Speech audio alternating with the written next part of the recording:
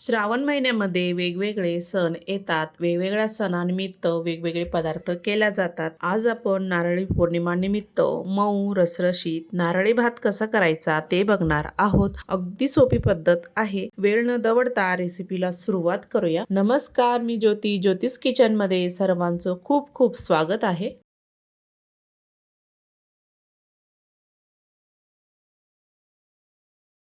मी इथे 1 वाटी तांदूळ घेतलेला आहे. मदर इंडिया तांदूळ आहे. पाण्यामध्ये तो भिजू घातलेला आहे.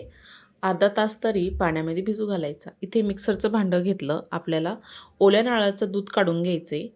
ओलं नारळ टाकलं, पाणी टाकलं आणि मिक्सरला छान फिरवून घेतलं. छान मी इथे ओलं नारळ बारीक करून घेतलं. त्यामध्ये पाणी टाकलं आणि आपल्याला याचं दूध गाळून घ्यायचं आहे. मी इथं पातेलं घेतलेलं आहे. एक चाळणी घेतली आणि नारळाचं दूध आपल्याला हे गाळून घ्यायचं आहे या पद्धतीने.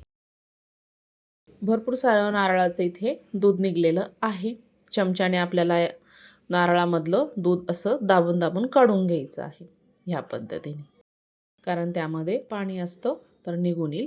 नारळाच्या दुधामुळे नारळी भाताला खूप छान चव येते. त्यामुळे हे अशी पद्धत नक्की करा. आता लगेचच मी गॅसवर कढई ठेवलेली आहे. त्यामध्ये 1 चमचा साजूक तूप टाकून घ्यायचं.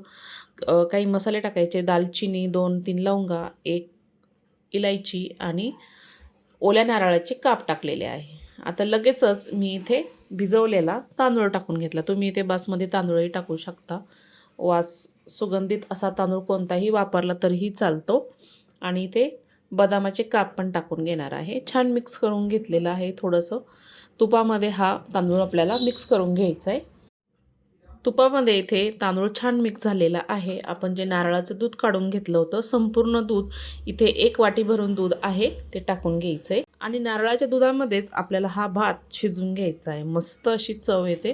झाकण ठेवायचं आहे आणि 10 मिनटं छान हा कमी गॅसवर 7 ते 8 मिनिटांमध्ये छान 80% इतका आपल्याला भात शिजून घ्यायचा आहे. आपण चेक करूया. 80% इतका आपला हा भात शिजलेला आहे. त्यामध्ये आपण गूळ टाकून घेणार आहोत. मी इथे पाऊण वाटी इतका गूळ घेतलेला आहे आणि छान त्यामध्ये टाकून घेतला आणि मिक्स करून घ्यायचं आहे. गूळ टाकल्यानंतर आपल्याला भातामध्ये छान मिक्स करून घ्यायचं आहे. मी इथं केसरचं दूध टाकलेलं होतं. केसरचं दूध टाकल्याचा व्हिडिओ माझ्याकडून राहून गेला.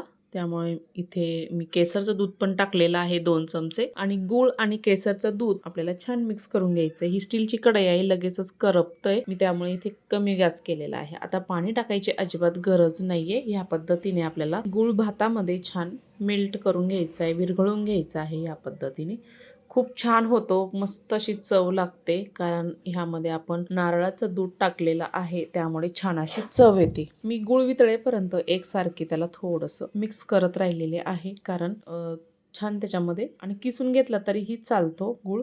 मी इथे झाकण ठेवायचं 2 ते 3 मिनटं. 3 ते 4 मिनिटांनी चेक करूया. बघू शकता गूळ छान याच्यामध्ये मिक्स झालेला आहे. भाताला छान इथे गूळ मस्त रसरशीत असा आपला नारळी भात तयार झालेला आहे. या पद्धतीने अगदी सोपी पद्धत आहे. जास्त वेळही लागत नाही. झटपट असा हा भात तयार होतो. थोडं थंड झाल्यानंतर तो छान असाच राहणार आहे, मऊ मस्त रसरशीत. अशा पद्धतीने नारळी भात नक्की तयार करून बघा. आजची रेसिपी तुम्हाला आवडली असेल तर ज्योतिष किचन चॅनलला हक्काने सबस्क्राईब करा. बेल आयकॉनला क्लिक करा, म्हणजे नवीन रेसिपीचे नोटिफिकेशन सर्वात आधी तुम्हाला मिळेल. फेसबुकवर बघत असाल तर फॉलो करा आणि नातेवाईकांना, मित्रमैत्रिणींना जास्तीत जास्त व्हिडिओ शेअर करा. कमेंट करायला अजिबात विसरू नका. हा व्हिडिओ कुठून बघत आहात नक्की कमेंटमध्ये कळवा. संपूर्ण व्हिडिओ बघितल्याबद्दल सर्वांचे धन्यवाद. नारळी पौर्णिमाच्या सर्वांना खूप खूप शुभेच्छा.